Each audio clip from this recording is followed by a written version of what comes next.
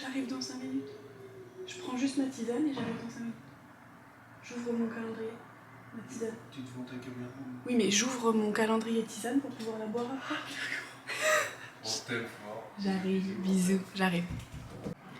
Bonjour tout le monde, je vous retrouve aujourd'hui dans cette nouvelle vidéo. Je vais ouvrir tout de suite le calendrier de l'Avent parce que j'ai mon conjoint qui m'attend avec les enfants déjà réveillés et que déjà j'ai filmé la dernière partie de la vidéo d'hier ce matin et il m'a déjà interrompu en me disant mais tu m'as pas dit que tu filmais. Donc je me dépêche. Je vais juste ouvrir la case du calendrier de l'Avent du coup, pas du jour mais du jour 3 puisque je n'avais pas ouvert le jour 3. Qui est juste ici, c'est un petit écureuil là. Si jamais vous voulez aller voir, hier j'ai ouvert d'autres thés, notamment une tisane de ma boîte Versailles dont je vous avais parlé, que j'avais acheté en plus du calendrier, et mon conjoint a goûté un des thés verts à la menthe que j'avais eu en échantillon. Donc si jamais ça vous intéresse, allez voir ça. Et aujourd'hui nous avons un thé qui s'appelle le thé Joli Cœur, qui est un thé vert aromatisé. Je vais éviter de me spoiler, il y a les ingrédients. Donc je vais aller goûter ça, je reviens vers vous pour vous dire ce qu'il en était. Et puis voilà, à tout de suite. Me revoilà, cheveux lavés et apprêtés. J'ai quand même les attachés. Hop, on y verra plus clair. Du coup, je parle doucement parce que les enfants sont à la sieste. J'ai pas pris ma chaise parce qu'elle sert à la table à manger. Mais j'ai pris le calendrier, nous allons pouvoir l'ouvrir tout de suite. On est le 7. Le 7, ça porte bonheur, c'est mon chiffre porte-bonheur. Et c'est mon chiffre de chemin de vie également.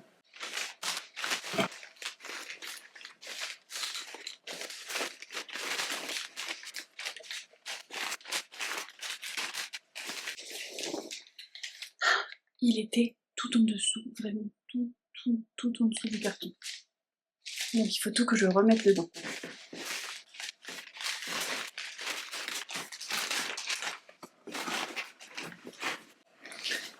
Ce fut laborieux, mais on y est. C'est un grand paquet.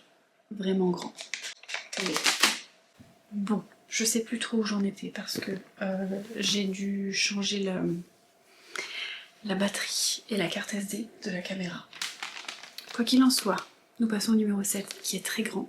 Donc je sais pas ce qu'il y a dedans, mais j'ai hâte. C'est un tote bag. Un tote bag avec des plantes empoisonnées. Poisonous plant. Voilà, donc on a un tote bag avec les plantes empoisonnées. Donc je vous avoue que je ne sais pas si je sortirai avec ce genre de tote bag. Je trouve ça très drôle, mais je ne sais pas. Franchement, je ne sais pas. J'ai l'impression que j'arrive pas à mettre mes cheveux correctement, c'est parce qu'ils sont propres. Il est très beau, hein. Il est très beau. Il est très beau, mais je sais pas. Ça fait très je sais ce qui peut vous tuer, je vais vous tuer. Tu vois. Je vais aller regarder le QR code où j'ai mis mon téléphone. Sac toxique. Je m'approche de vous pour vous raconter ce qui a marqué dessus. Il t'accompagne dans tes déplacements et tes explorations. Il sert autant d'outils pédagogiques que de supports pratiques. Les illustrations te permettent de reconnaître ces plantes et d'étudier leur symbolique et leurs vertus avant de travailler avec leur énergie. Tandis que le sac devient un vecteur de préparation et d'organisation pour ta pratique. En forêt ou lors d'une sortie rituelle, il facilite le transport de ton matériel, herbes, encens, huile, pierre ou carnet de notes.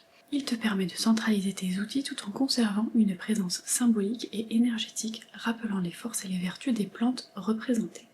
Tu peux aussi l'utiliser comme support rituel, poser un objet chargé à l'intérieur ou y transporter les herbes et outils avant un rituel permet de concentrer et de transporter l'énergie en même temps que le matériel physique. Il devient un outil pratique et énergétique combinant mobilité, étude et connexion aux forces invisibles qui accompagnent ta pratique. Donc c'est bien, c'est pratique. Par contre, ouais, je sais pas si je me baladerai avec quand même... Peut-être en forêt pour aller, si je dois aller cueillir des plantes, etc. Mais peut-être pas en ville, quoi. tant que je vous ai, on va ouvrir la case numéro 4 du calendrier de l'Avent d'Aman parce que je sais d'avance que je vais en prendre un cet après-midi. Donc, elle est là, c'est un petit roi ou une reine, je ne sais pas. Mais il ou elle a les cheveux courts. Quoi qu'il en soit, allons voir ce que c'est. Ce que ça nous réserve. Ouh. Le packaging est blanc, il est très joli. Et il s'appelle Noël à Venise. Il s'agit d'un thé noir. Écoutez, je le goûterai tout à l'heure pour mon petit goûter. Mais ma foi, il m'a l'air bien sympathique. J'ai bien envie d'en ouvrir un autre. Parce que je sais que ce soir aussi, je vais en prendre un sur moi. On l'ouvre? Allez, on l'ouvre. Le numéro 5 du coup. 5, c'est ici. Il s'agit d'une... Oui, c'est ça. D'une femme avec une petite tasse de thé au-dessus de sa tête et des jolies boucles d'oreilles dorées. Alors, on va voir ce que cette femme nous réserve. Comme ça, j'aurai le choix. Je pourrai choisir lequel je prends ce matin et lequel je prends ce soir. Ah bah c'est parfait. C'est parfait parce qu'il s'agit d'une infusion. Voilà, donc c'est nickel. Lucky Thyme, et Thyme, au lieu de l'écrire time comme le temps, il y a marqué comme le thym et avec un E à la fin. Donc je suppose que c'est une infusion à base de thym. Voilà, et bien écoutez, cet après-midi, je pense que je prendrai Noël à Venise et ce soir, je me prendrai ma petite infusion Lucky Thyme. Je vais vous dire ce qu'il y a dans chaque et je vous donnerai mon avis ensuite. Noël à Venise, donc c'est un thé noir. Oh, je vais me régaler. Un thé noir qui développe à l'infusion la délicieuse saveur d'une... Ah oui, tarte au citron meringuée, faudra que je la fasse goûter à mon chéri, lui qui adore ça. Mais j'ai vu marqué caramel, c'est pour ça que j'ai dit que j'allais l'adorer. Une tasse gourmande et fruitée à souhait. Je suis pas fan de la tarte au citron meringuée, mais mon chéri adore, donc je lui ferai goûter. Thé noir, notes de citron et de caramel. Voilà, c'est pour ça que je disais que ça me tenterait bien et que je pensais que j'allais aimer. Mais eux, ils parlent d'une tarte au citron meringuée. Écoutez, on verra, je vous dirai si ça goûte la tarte au citron meringuée ou pas. Et ensuite, on a l'infusion Lucky Thyme. Rooibos à base d'aubépine et de thym. Les saveurs gourmandes de miel, d'huile d'olive, de l'aubépine et du rooibos viennent adoucir les notes aromatiques fraîches et caractéristiques du thym. On découvre une tasse ronde et parfumée. Goût fleuri, cœur d'huile d'olive boisée et rémanence du miel et médicinal, caractéristique du thym. Écoutez, moi je suis pas fan des thés ou des infusions à base de thym, je trouve ça un peu fort, un peu... J'ai l'impression que ça m'accroche le fond de la gorge, je sais pas comment expliquer, comme si j'avais du thym coincé. Mais écoutez, je goûterai ça ce soir de toute façon, parce que je prendrai mon petit thé noir à 4 h et ma petite infusion ce soir. Au moins on aura rattrapé un petit peu des jours. Voilà, je reviens vers vous pour vous dire ce que j'en ai pensé, et puis si jamais il y a d'autres choses, je vous dis au fur et à mesure de la journée. Sur ce, j'espère que tout ça vous aura plu. Je suis quand même contente de mon tote bag, j'aime bien les tote bags, je trouve ça pratique en fait. Et puis je trouve ça drôle le petit clin d'œil des plantes empoisonnées. Voilà, je trouve ça marrant. Mais ouais, c'est pas le genre de sac que j'utilise en sac à main par exemple, vous voyez. Mais pour aller promener, pourquoi pas. Pour emmener des choses de chez moi à chez mon chéri aussi, pourquoi pas. À voir, écoutez, on verra ça. La petite Raja qui adore se mettre sur le lit et particulièrement sur les affaires de monsieur. Et moi, vous souhaitons une bonne journée, une bonne soirée plutôt, parce qu'en général je poste le soir, mais ça dépend à quelle heure vous regardez la vidéo. D'ailleurs dites-moi dans les commentaires si vous êtes plutôt du matin ou du soir pour regarder mes vidéos, et si jamais vous êtes resté jusque là, mettez-moi une petite tasse de thé. Voilà, une petite tasse de thé, ou une petite théière, voilà, pour me dire que vous êtes resté jusqu'ici et que vous êtes toujours là. Ou alors un petit chat. Quoique non, si vous êtes resté jusque là, mettez-moi une petite plante. Un peu comme une plante empoisonnée là. Voilà, mettez-moi une plante, celle que vous voulez, celle qui vous fait le plus plaisir. Et puis voilà, ça va autant avec le thym, enfin avec le thym, avec le thé qu'avec mon tote bag. Donc on va dire ça, une plante, ce sera très bien. Voilà, je reviens vers vous pour vous dire quel goût ils ont et s'ils m'ont plu ou s'ils m'ont déplu. Mais quoi qu'il en soit, je vous dis à plus tard, ou alors à demain. Je n'ai goûté qu'un seul thé sur les deux parce que le deuxième on le goûtera, la tisane je la goûterai après. Quand les enfants seront couchés. Mais avant ça, j'ai fait des petites recherches sur les plantes que nous trouvons ici. Alors, je vais essayer de vous mettre ça comme ça.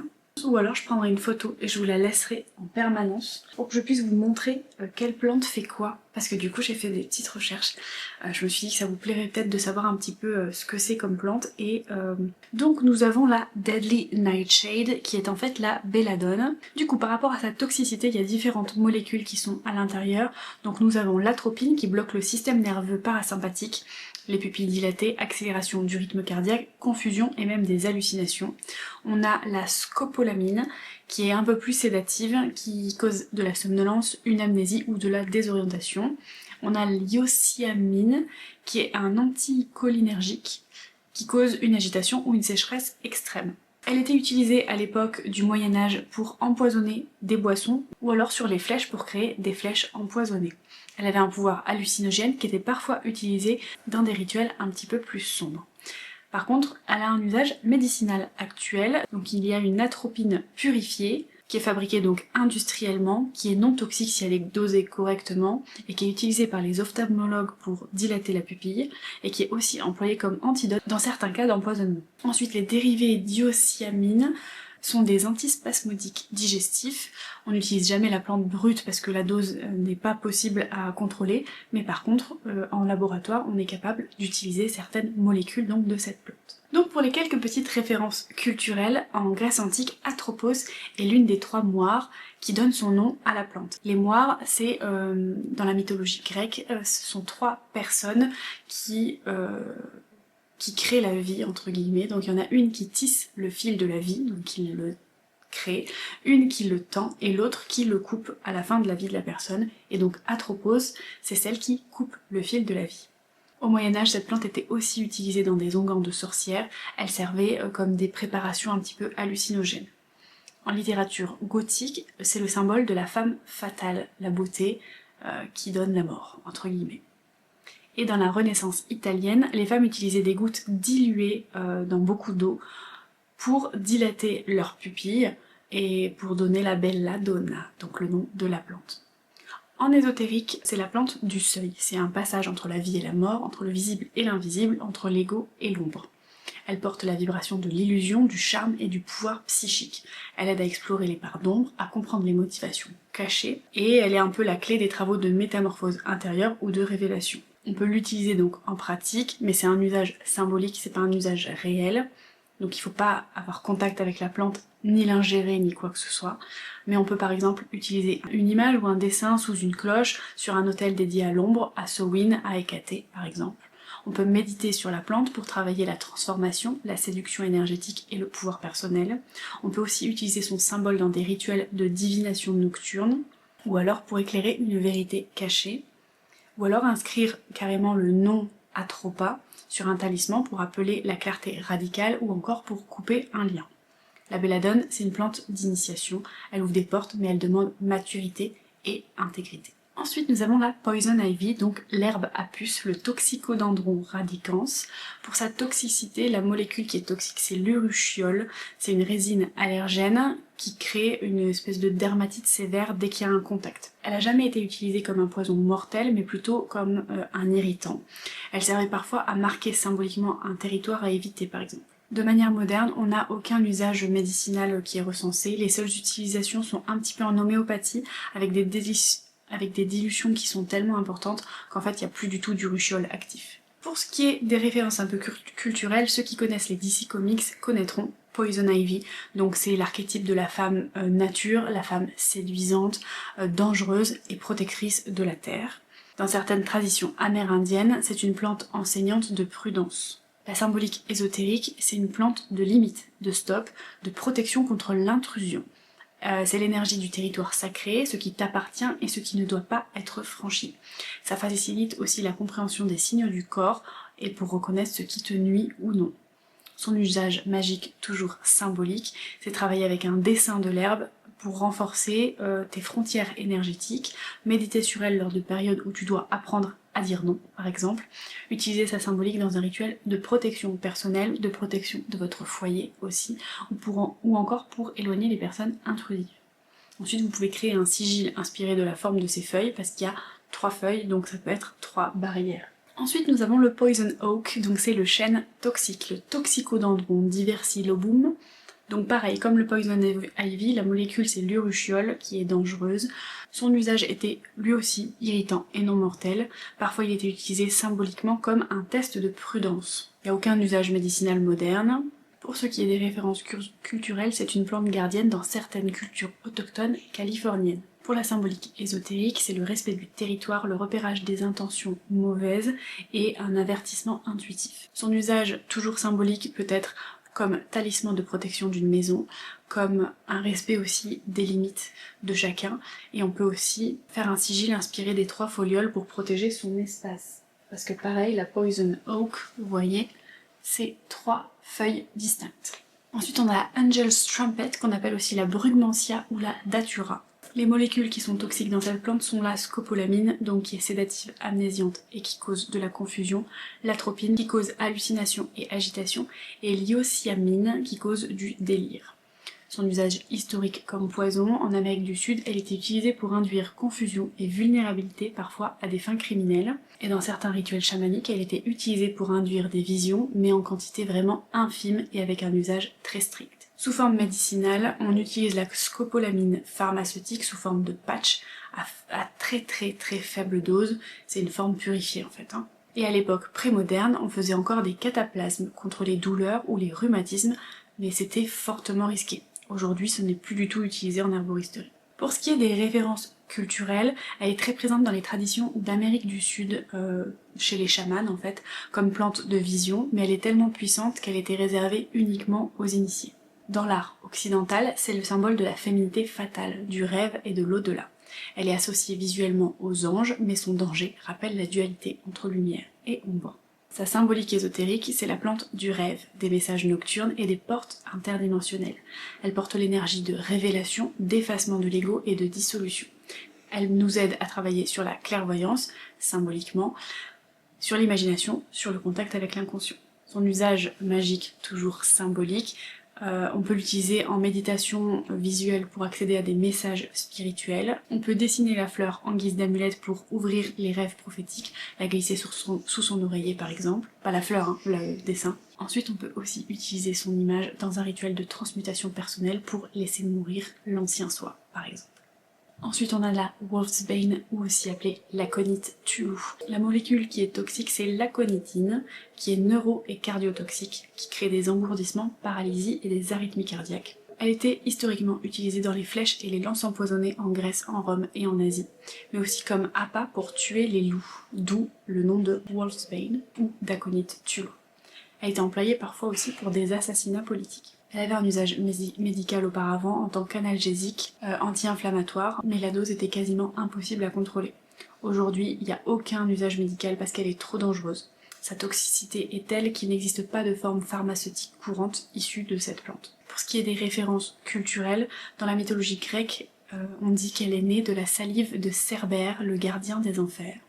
Dans les légendes médiévales, on raconte que c'est une arme contre les loups, les loups-garous et les esprits sombres.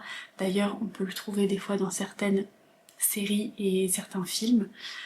Et souvent, c'est représenté dans les œuvres liées du coup à la lycanthropie, donc aux loups-garous. Sa symbolique ésotérique profonde est que c'est une plante de protection extrême qui transforme la peur en vigilance et la vulnérabilité en force. C'est une énergie de barrière sacrée en quelque sorte, ce qui ne doit jamais être franchi.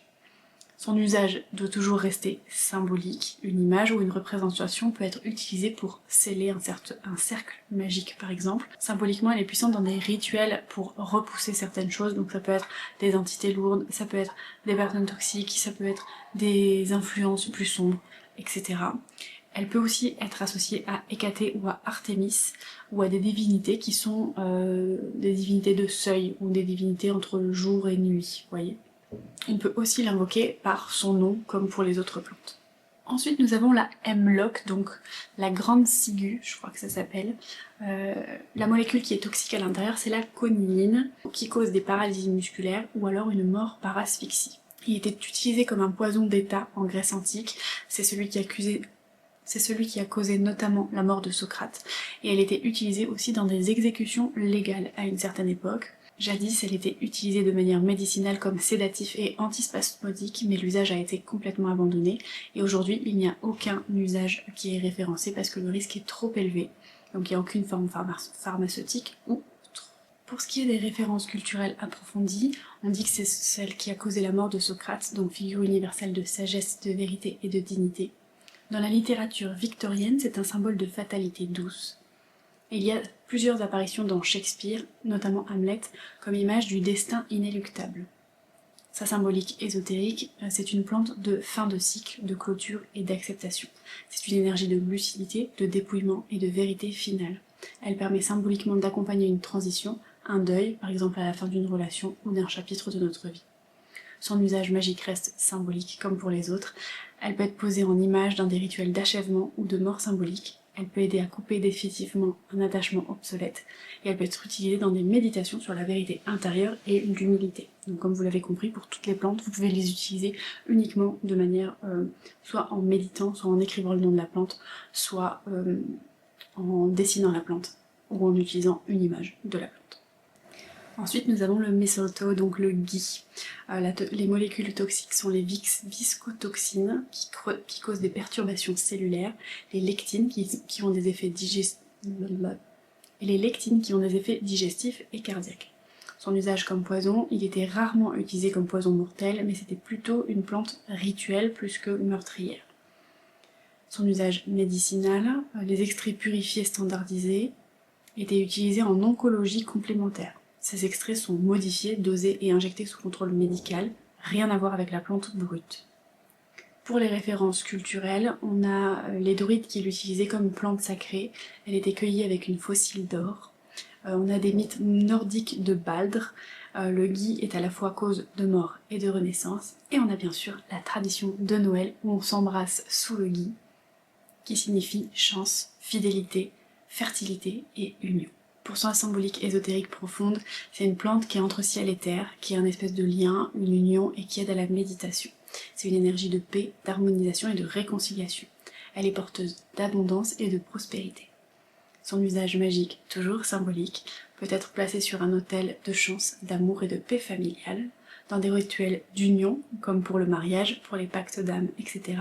On peut l'invoquer aussi dans un travail de réconciliation ou d'ouverture du cœur, ou alors en magie druidique comme un pont énergétique. Et il nous reste la dernière, le foxglove, donc la digitale pourpre, Digitalis purpurea. Les molécules toxiques sont la digoxine ou digitoxine qui modifie l'activité cardiaque. Son usage comme poison, c'était souvent une ingestion volontaire ou involontaire de préparation maison qui était trop dosée. Elle était parfois utilisée pour provoquer des arythmies. La digoxine moderne est une molécule qui, une fois isolée, purifiée et dosée précisément, peut être utilisée en cardiologie pour certaines insuffisances cardiaques. La plante brute, par contre, n'est jamais utilisée comme pour les autres. Dans le folklore celte, on l'appelait gant de fée. On disait que les fées se cachaient dans ses fleurs. Elle était considérée aussi comme une plante qui marque l'entrée des royaumes féeriques, et en poésie romantique, c'est une fleur mélancolique, une beauté dangereuse. Sa symbolique ésotérique plus profonde, c'est que c'est une plante de discernement du cœur, de finesse intuitive. Elle a une énergie féerique, liminale, subtile, magique. Elle aide à travailler sur l'intuition, mais aussi sur la sensibilité et la créativité. C'est une plante qui aide à faire un portail entre les fées et nous-mêmes, les mondes féeriques et les inspirations artistiques aussi. Son usage magique est toujours symbolique. On peut placer une illustration sur un autel dédié aux fées ou aux esprits de la nature. On peut l'utiliser aussi pour développer son intuition et sa créativité, méditer sur elle pour ouvrir un passage symbolique vers des mondes plus subtils, et c'est idéal dans les rituels d'éveil artistique ou encore d'enchantement. Et voilà, et on comprend pourquoi les fées se cachaient dedans, parce que c'est très joli. Donc écoutez, j'espère que ce petit passage informatif vous a plu, et puis je voulais vous parler très brièvement du petit thé que j'ai goûté tout à l'heure, parce que là je vais aller prendre ma tisane avec monsieur, j'ai entendu qu'il avait couché les enfants, donc je vais aller prendre ma tisane tout à l'heure et je vous en parlerai sûrement demain matin, tranquillement, je vous retrouverai à la fin de la vidéo. Mais pour le thé noir Noël à Venise, je l'ai bien aimé, il a un petit goût de vanille un peu et de caramel, donc il est assez doux. Je l'ai bien aimé, mais moins que le premier thé noir que j'ai goûté. Mais il est quand même très bon, donc je vais quand même me le mettre de côté si jamais ça me tente. Voilà. Et je vous dis du coup à tout de suite pour vous parler de la tisane. je vous fais une petite update rapide pour le thé Lucky Time, enfin la tisane du coup, l'infusion Lucky Time. Alors j'aime pas les thés à base de thym, mais celle-ci était plus douce que les autres. Donc je suis presque un peu déçue. Je sais pas si vous allez pas entendre les frottements là, j'espère pas. Je suis presque un peu déçue parce que je me suis dit je vais pouvoir leur dire bah en fait celui-là je l'aime pas du tout et tout. Mais en fait bah il est pas mauvais. C'est un thé, c'est une tisane au thym, donc je suis pas fan. Mais est-ce que c'est pas le rooibos qui fait que c'est plus doux? Je ne sais pas. Je sais pas trop les propriétés du rooibos, je n'y connais pas de ouf en vrai. J'aime le thé, j'aime la tisane, mais je connais pas ce qui fait que c'est plus sucré ou pas, ou bref. Je sais juste que le thym, en général, j'ai du mal. Et les seules fois où je prends des trucs avec du thym, c'est quand j'ai mal à la gorge ou quand j'ai besoin de certaines propriétés parce que bah, je suis pas forcément au top de ma forme ou quoi. Et en général, je prends avec du miel, beaucoup de miel, pour adoucir. Et là, en fait, du coup, je les goûte sans miel parce que je me dis, je veux goûter avec le goût qui leur est propre pour savoir vraiment si elles me plaisent telles quelles ou pas. Et finalement, celle-là, on sent le goût du thym. Au début, ça sentait très très fort. Je me suis dit, je vais pas aimer du tout. Et au final, c'est passé. J'ai quasiment tout bu. Donc voilà, j'ai laissé juste un tout petit fond parce que je sais que le fond en général, c'est là où il y a les trucs des fois qui. Il y a des petits résidus et après ça gratte la gorge. Je sais pas pourquoi, je sais pas si vous aussi ça vous le fait le thym, si ça vous gratte la gorge. Mais ouais, moi la plupart du temps, ça me le fait. Mais quoi qu'il en soit, finalement, pas dégueu. Donc je vais le garder, pas parce que je veux le racheter pour mon propre plaisir, mais parce que si c'est un thé, enfin si c'est une tisane au thym que je supporte bien, et ben je me dis que ce sera pas mal pour les jours où je suis malade, etc. d'avoir une tisane au thé que j'aime bien. Enfin une tisane au thym plutôt, que j'aime bien, plutôt que de prendre des tisanes au thym que j'aime pas. Et que je me force en fait à boire parce que c'est bien pour mon mal de gorge ou quoi. Donc au moins, je vais la mettre de côté et je sais que celle-là, elle passe. C'est tout pour aujourd'hui. J'espère que ces petits moments avec moi vous ont plu. Ah oui, je vous ai déjà dit de mettre une petite plante pour faire lien avec la toxicité et le thé. Je vous laisse, je vous fais des bisous et je vous dis à demain. Ciao.